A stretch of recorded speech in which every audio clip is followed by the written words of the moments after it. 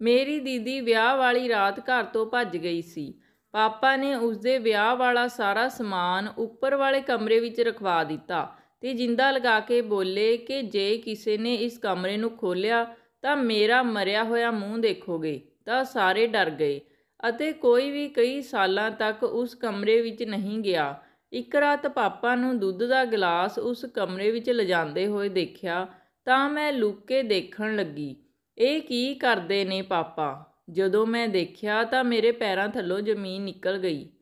ਮੇਰਾ ਨਾਮ ਹਰਮਨ ਹੈ। ਮੈਂ ਹਰਿਆਣਾ ਦੇ ਇੱਕ ਪਿੰਡ ਵਿੱਚ ਰਹਿੰਦੀ ਹਾਂ। ਮੇਰੀ ਜ਼ਿੰਦਗੀ ਇੱਕ ਅਜੀਬ ਤਰੀਕੇ ਨਾਲ ਗੁਜ਼ਰੀ ਕਿਉਂਕਿ ਮੈਨੂੰ ਕਿਸੇ ਦੀ ਕੀਤੀ ਗਲਤੀ ਦਾ ਕਰਜ਼ਾ ਚੁਕਾਉਣਾ ਪਿਆ। ਅਸੀਂ 2 ਭੈਣਾਂ ਤੇ ਇੱਕ ਭਰਾ ਸੀ। ਵੱਡੀ ਭੈਣ ਬਹੁਤ ਹੀ ਸੁਲਝੀ ਹੋਈ ਤੇ ਖੂਬਸੂਰਤ ਸੀ। ਮੈਂ ਵੀ ਉਸ ਦੀ ਤਰ੍ਹਾਂ ਬਣਨਾ ਚਾਹੁੰਦੀ ਸੀ। ਉਹ ਕੋਈ ਵੀ ਕੰਮ ਕਰਦੀ ਤਾਂ ਮੈਂ ਵੀ ਉਸ ਨੂੰ ਦੇਖ ਕੇ ਉਸੇ ਤਰ੍ਹਾਂ ਹੀ ਕੰਮ ਕਰਨਾ। ਉਹ ਖਾਣਾ ਬਣਾਉਂਦੀ ਤਾਂ ਸਾਰੇ ਉਸਦੇ ਖਾਣੇ ਦੀ ਤਾਰੀਫ ਕਰਦੇ। ਮੈਨੂੰ ਹੁੰਦਾ ਮੈਂ ਵੀ ਇੱਦਾਂ ਦਾ ਹੀ ਖਾਣਾ ਬਣਾਵਾਂ ਤਾਂ ਸਾਰੇ ਮੇਰੀ ਵੀ ਤਾਰੀਫ ਇੱਦਾਂ ਹੀ ਕਰਨਗੇ। ਇਹੀ ਮੇਰੀ ਸਭ ਤੋਂ ਵੱਡੀ ਗਲਤੀ ਸੀ। ਪਾਪਾ ਨੇ ਵੱਡੀ ਭੈਣ ਨੂੰ ਕਹਿਣਾ ਕਿ ਤੂੰ ਸਭ ਪਾਸੇ ਸੰਭਲ ਕੇ ਚੱਲਣਾ ਹੈ। ਛੋਟੇ ਭੈਣ ਭਰਾ ਵੀ ਤੇਰੀ ਰੀਸ ਕਰਦੇ ਹਨ। ਸਾਨੂੰ ਸੀ ਕਿ ਵੱਡੀ ਭੈਣ ਤਾਂ ਕਦੇ ਕੋਈ ਗਲਤੀ ਕਰ ਹੀ ਨਹੀਂ ਸਕਦੀ, ਲੇਕਿਨ ਵਕਤ ਨੇ ਸਭ ਸਾਬਿਤ ਕਰ ਦਿੱਤਾ ਕਿ ਇਹ ਤਾਂ ਸਾਡਾ ਵਹਿਮ ਆ। ਵੱਡੀ ਭੈਣ ਵੀ ਤਾਂ ਇਨਸਾਨ ਸੀ। ਇਨਸਾਨ ਦੀ ਫਿਤਰਤ ਵਿੱਚ ਗਲਤ ਸਹੀ ਦੋਵੇਂ ਸ਼ਾਮਲ ਹੁੰਦੇ ਹਨ। ਮੇਰੀ ਭੈਣ ਬਹੁਤ ਜ਼ਿਆਦਾ ਖੂਬਸੂਰਤ ਸੀ, ਇਸੇ ਕਰਕੇ ਉਸ ਲਈ ਰਿਸ਼ਤੇ ਤੇ ਰਿਸ਼ਤੇ ਆਉਂਦੇ ਸੀ। ਕਈ ਰਿਸ਼ਤੇਦਾਰ ਵੀ ਰਿਸ਼ਤੇ ਲੈ ਲੈ ਕੇ ਆਉਣ ਲੱਗੇ, ਪਰ ਮੇਰੇ ਪਾਪਾ ਨੂੰ ਸੀ ਕਿ ਰਿਸ਼ਤੇਦਾਰੀ ਵਿੱਚ ਵੱਡੀ ਭੈਣ ਦਾ ਵਿਆਹ ਨਹੀਂ ਕਰਨਾ। ਥੋੜ੍ਹੇ ਟਾਈਮ ਬਾਅਦ ਪਾਪਾ ਨੂੰ ਬਾਹਰੋਂ ਬਾਹਰ ਕਿਸੇ ਨੇ ਮੁੰਡੇ ਦੀ ਦੱਸ ਪਾਈ। ਪਾਪਾ ਮੁੰਡਾ ਦੇਖ ਆਏ ਤੇ ਉਹਨਾਂ ਨੂੰ ਹਾਂ ਕਰ ਆਏ ਕਿ ਤੁਸੀਂ ਕੁੜੀ ਦੇਖ ਆਇਓ, ਤੇ ਘਰ ਆ ਕੇ ਮੰਮੀ ਨੂੰ ਬੋਲੇ ਕਿ ਮੈਂ ਆਪਣੀ ਵੱਡੀ ਕੁੜੀ ਵਾਸਤੇ ਰਿਸ਼ਤਾ ਦੇਖ ਆਇਆ ਹਾਂ। ਬਹੁਤ ਵਧੀਆ ਪੜ੍ਹਿਆ ਲਿਖਿਆ ਪਰਿਵਾਰ ਆ। ਦੀਦੀ ਨੇ ਜਦੋਂ ਇਹ ਸਭ ਸੁਣਿਆ ਤਾਂ ਆਪਣੇ ਕਮਰੇ ਵਿੱਚ ਜਾ ਕੇ ਰੋਣ ਲੱਗੀ ਕਿ ਤੁਸੀਂ ਹਾਂ ਕਰ ਆਏ, ਮੈਨੂੰ ਵੀ ਇੱਕ ਵਾਰ ਪੁੱਛ ਲੈਂਦੇ।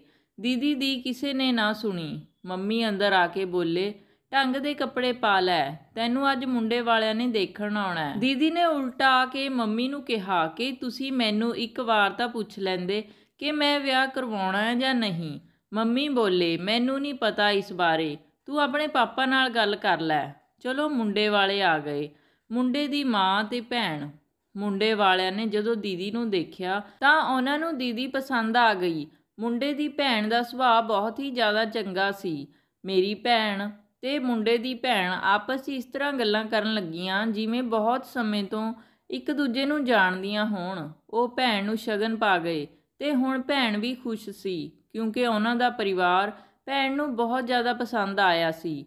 ਸਾਡੇ ਘਰ ਵਿੱਚ ਖੁਸ਼ੀਆਂ ਹੀ ਖੁਸ਼ੀਆਂ ਹੋਣ ਲੱਗੀਆਂ, ਪਰ ਕੋਈ ਨਹੀਂ ਜਾਣਦਾ ਸੀ ਕਿ ਇਹ ਖੁਸ਼ੀਆਂ ਦਾ ਮਾਹੌਲ ਬਹੁਤ ਜਲਦੀ ਗਮ ਵਿੱਚ ਬਦਲਣ ਵਾਲਾ ਹੈ। ਸਾਰਾ ਕੁਝ ਬਹੁਤ ਵਧੀਆ ਤਰੀਕੇ ਨਾਲ ਹੋ ਰਿਹਾ ਸੀ। ਦੀਦੀ ਵੀ ਖੁਸ਼ੀ-ਖੁਸ਼ੀ ਸਾਰੇ ਕੰਮਾਂ ਵਿੱਚ ਹਿੱਸਾ ਲੈ ਰਹੀ ਸੀ। ਆਪਣੇ ਦਾਜ ਦਾ ਸਾਰਾ ਸਮਾਨ ਉਸਨੇ ਆਪਣੇ ਹੱਥੀਂ ਬਣਾਇਆ। ਮਹਿੰਦੀ ਦਾ ਦਿਨ ਆ ਗਿਆ। ਹੱਥਾਂ 'ਤੇ ਮਹਿੰਦੀ ਲਗਵਾਈ। ਉਸ ਤੋਂ ਇੱਕ ਦਿਨ ਬਾਅਦ ਬਰਾਤ ਨੇ ਆਉਣਾ ਸੀ। ਪਾਰਲਰ ਵਿੱਚ ਤਿਆਰ ਹੋਣ ਲਈ ਗਈ ਤੇ ਬਹੁਤ ਵਧੀਆ ਤਿਆਰ ਹੋ ਕੇ ਆਪਣੇ ਕਮਰੇ ਵਿੱਚ ਬੈਠ ਗਈ। ਬਰਾਤ ਵੀ ਦਰਵਾਜ਼ੇ 'ਤੇ ਆ ਗਈ। ਮੁੰਡਾ ਬਹੁਤ ਹੀ ਸੋਹਣਾ ਤੇ ਸਮਾਰਟ ਸੀ। ਮੈਂ ਸੋਚਿਆ ਕਿ ਦੀਦੀ ਨੂੰ ਦੱਸ ਕੇ ਆਉਂਦੀ ਹਾਂ ਕਿ ਤੇਰੇ ਕਰਮਾਂ ਵਿੱਚ ਤਾਂ ਸ਼ਹਿਜ਼ਾਦਾ ਲਿਖਿਆ, ਪਰ ਜਦੋਂ ਕਮਰੇ ਵਿੱਚ ਜਾ ਕੇ ਦੇਖਿਆ ਤਾਂ ਦੀਦੀ ਉੱਥੇ ਨਹੀਂ ਸੀ। ਮੈਂ ਬਾਹਰ ਆ ਕੇ ਮੰਮੀ ਨੂੰ ਦੱਸਿਆ ਤਾਂ ਮੰਮੀ ਕਹਿੰਦੇ ਉੱਥੇ ਹੀ ਹੋਣੀ ਆ, ਤੂੰ ਪਰੇ ਹੋ, ਮੈਨੂੰ ਰਿਸ਼ਤੇਦਾਰਾਂ ਨੂੰ ਮਿਲ ਲੈਣ ਦੇ। ਮੈਂ ਸਾਰੇ ਕਮਰਿਆਂ ਵਿੱਚ ਦੇਖ ਕੇ ਆਈ ਸੀ, ਪਰ ਦੀਦੀ ਕਿਤੇ ਵੀ ਨਹੀਂ ਸੀ। ਮੈਂ ਮੰਮੀ ਨੂੰ ਬਾਂਹ ਫੜ ਕੇ ਇੱਕ ਪਾਸੇ ਲੈ ਗਈ ਤੇ ਝੰਜੋੜ ਕੇ ਕਿਹਾ ਕਿ ਮੰਮੀ, ਦੀਦੀ ਸੱਚੀ ਕਿਤੇ ਨਹੀਂ ਆ, ਮੈਨੂੰ ਬਹੁਤ ਘਬਰਾਹਟ ਹੋ ਰਹੀ ਆ। ਤਾਂ ਮੰਮੀ ਕਹਿੰਦੀ, ਚੱਲ ਤੇਰੀ ਘਬਰਾਹਟ ਤਾਂ ਮੈਂ ਦੂਰ ਕਰਦੀ ਹਾਂ। ਮੰਮੀ ਮੇਰੇ ਨਾਲ ਆਈ ਤੇ ਅਸੀਂ ਮਾਵਾਂ ਧੀਆਂ ਸਾਰੇ ਕਿਤੇ ਉਸ ਨੂੰ ਲੱਭਣ ਲੱਗੀਆਂ। ਉਹ ਸਾਨੂੰ ਕਿਤੇ ਨਾ ਮਿਲੀ ਤਾਂ ਸਾਡੇ ਰੰਗ ਉੱਡ ਗਏ। ਉੱਧਰ ਜੈਮਾਲਾ ਦਾ ਵੀ ਟਾਈਮ ਹੋ ਰਿਹਾ ਸੀ। ਸਾਡੇ ਮਗਰ ਮਗਰ ਪਾਪਾ ਵੀ ਆ ਗਏ। ਕਹਿੰਦੇ ਕਿੰਨਾ ਟਾਈਮ ਹੋਰ ਲੱਗੇਗਾ, ਜੈਮਾਲਾ ਦਾ ਟਾਈਮ ਹੋ ਰਿਹਾ ਹੈ। ਵਿਆਹ ਦੀ ਟੈਨਸ਼ਨ ਤੇ ਆਪਣੀ ਪਿਆਰੀ ਧੀ ਦੀ ਵਿਦਾਈ ਕਰਕੇ ਪਾਪਾ ਦੀਆਂ ਅੱਖਾਂ ਵੀ ਲਾਲ ਹੋਈਆਂ ਪਈਆਂ ਸੀ। ਪਰ ਪਾਪਾ ਨੂੰ ਕੀ ਪਤਾ ਸੀ ਕਿ ਉਹਨਾਂ ਦੀ ਪਿਆਰੀ ਬੇਟੀ ਉਹਨਾਂ ਦੀ ਇੱਜ਼ਤ ਨੂੰ ਤਾਰ-ਤਾਰ ਕਰਕੇ ਚਲੀ ਗਈ ਆ। ਮੰਮੀ ਪਾਪਾ ਦੇ ਸਾਹਮਣੇ ਰੋਣ ਲੱਗੀ। ਰਾਣੋ ਆਪਣੇ ਕਮਰੇ ਵਿੱਚ ਨਹੀਂ ਆ।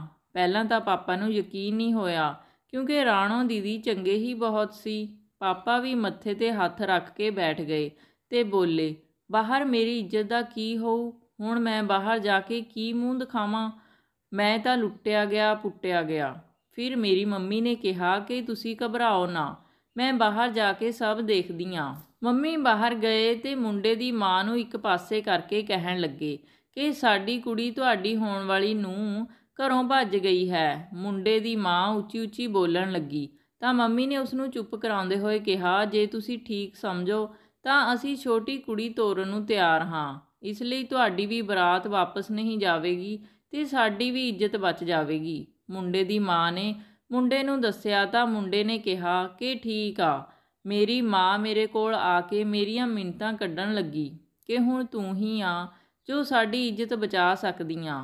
ਤਾਂ ਮੈਂ ਇਹ ਸਾਰੇ ਮਾਹੌਲ ਨੂੰ ਦੇਖਦੇ ਹੋਏ ਹਾਂ ਕਰ ਦਿੱਤੀ। ਮੇਰਾ ਵਿਆਹ ਹੋ ਗਿਆ ਤੇ ਮੈਂ ਰਾਜੀ ਖੁਸ਼ੀ ਆਪਣੇ ਘਰੇ ਰਹਿਣ ਲੱਗੀ। ਸਮਾਂ ਬੀਤਦਾ ਗਿਆ ਤੇ ਮੈਂ ਇੱਕ ਦਿਨ ਆਪਣੇ ਪੇਕੇ ਆਈ ਹੋਈ ਸੀ। ਸ਼ਾਮ ਨੂੰ ਮੈਂ ਕੀ ਵੇਖਿਆ ਕਿ ਮੇਰੇ ਪਾਪਾ ਲੁਕ ਲੁਕ ਕੇ ਉੱਪਰ ਨੂੰ ਛੱਤ ਵੱਲ ਜਾ ਰਹੇ ਸੀ। ਕੋਲ ਉਹਨਾਂ ਦੇ ਦੁੱਧ ਦਾ ਗਲਾਸ ਸੀ। ਮੈਂ ਵੀ ਹੌਲੀ ਹੌਲੀ ਉਹਨਾਂ ਦੇ ਪਿੱਛੇ ਚਲੀ ਗਈ। ਪਾਪਾ ਨੇ ਉਹ ਕਮਰੇ ਦਾ ਦਰਵਾਜ਼ਾ, ਜਿਸ ਵਿੱਚ ਪਾਪਾ ਨੇ ਦੀਦੀ ਦਾ ਸਾਰਾ ਸਮਾਨ ਸੁੱਟ ਕੇ ਜਿੰਦਰਾ ਲਾ ਦਿੱਤਾ ਸੀ, ਪਾਪਾ ਅੰਦਰ ਗਏ ਤਾਂ ਜਦੋਂ ਮੈਂ ਹੌਲੀ ਹੌਲੀ ਅੰਦਰ ਦੇਖਿਆ ਤਾਂ ਮੇਰੇ ਪੈਰਾਂ ਹੇਠੋਂ ਜ਼ਮੀਨ ਨਿਕਲ ਗਈ। ਅੰਦਰ ਮਰੀਅਲ ਜਿਹੀ ਕੁੜੀ ਬੈਠੀ ਸੀ। ਪਾਪਾ ਨੇ ਉਸ ਨੂੰ ਦੁੱਧ ਦਾ ਗਲਾਸ ਫੜਾਉਂਦੇ ਹੋਏ ਕਿਹਾ, ਤੇਰੇ ਕੀਤੇ ਦੀ ਇਹੀ ਸਜ਼ਾ ਹੈ ਜੋ ਤੂੰ ਮਰਦੇ ਦਮ ਤੱਕ ਭੁਗਤੇਂਗੀ। ਮੇਰੇ ਤੋਂ ਦੇਖਿਆ ਨਾ ਗਿਆ। ਮੈਂ ਵੀ ਅੰਦਰ ਚਲੀ ਗਈ। ਅੰਦਰ ਤਾਂ ਰਾਣੋ ਦੀਦੀ ਸੀ। ਮੈਂ ਪਾਪਾ ਨੂੰ ਕਿਹਾ ਕਿ ਇਹ ਕੀ ਕਰ ਰਹੇ ਹੋ? ਇਹ ਤਾਂ ਦੀਦੀ ਆ। ਉਹਨਾਂ ਨੇ ਮੈਨੂੰ ਕਮਰੇ 'ਚੋਂ ਧੱਕਾ ਦੇ ਕੇ ਬਾਹਰ ਕੱਢ ਦਿੱਤਾ ਤੇ ਕਿਹਾ, ਤੂੰ ਜਾ ਇੱਥੋਂ। ਮੈਂ ਆਪਣੀ ਮਾਂ ਤੇ ਭਰਾ ਨੂੰ ਬੁਲਾ ਲਿਆਈ। ਜਦੋਂ ਅਸੀਂ ਪਾਪਾ ਨੂੰ ਪੁੱਛਿਆ ਤਾਂ ਪਾਪਾ ਨੇ ਕਿਹਾ ਕਿ ਜਦੋਂ ਇਹ ਘਰੋਂ ਭੱਜੀ ਸੀ, ਇਹ ਉਸੇ ਦਿਨ ਹੀ ਘਰ ਆ ਗਈ ਸੀ, ਕਿਉਂਕਿ ਇਸ ਦਾ ਆਸ਼ਕ ਇਸ ਨੂੰ ਨਾਲ ਲੈ ਕੇ ਨਹੀਂ ਗਿਆ। ਜਦੋਂ ਤੇਰੀ ਵਿਦਾਈ ਹੋ ਰਹੀ ਸੀ ਤਾਂ ਮੈਂ ਇਸ ਨੂੰ ਆਉਂਦੀ ਨੂੰ ਦੇਖ ਲਿਆ ਤੇ ਇਸ ਨੂੰ ਕਮਰੇ ਵਿੱਚ ਬੰਦ ਕਰ ਦਿੱਤਾ ਤਾਂ ਜੋ ਹੋਰ ਮਾਹੌਲ ਖਰਾਬ ਨਾ ਹੋ ਸਕੇ। ਇਹ ਉਸ ਦਿਨ ਤੋਂ ਇਸ ਕਮਰੇ ਵਿੱਚ ਪਲ ਪਲ ਮਰ ਰਹੀ ਆ। ਅਸੀਂ ਪਾਪਾ ਨੂੰ ਕਿਹਾ ਕਿ ਹੁਣ ਇਸ ਨੂੰ ਛੱਡ ਦਿਓ ਅਤੇ ਮਾफ़ ਕਰ ਦਿਓ। ਗਲਤੀ ਇਨਸਾਨ ਤੋਂ ਹੀ ਹੁੰਦੀ ਆ। ਪਾਪਾ ਨੇ ਸਾਡੇ ਕਹਿਣ 'ਤੇ ਉਸ ਨੂੰ ਬਾਹਰ ਤਾਂ ਕੱਢ ਦਿੱਤਾ, ਪਰ ਮਾफ़ ਅਜੇ ਤੱਕ ਨਹੀਂ ਕੀਤਾ।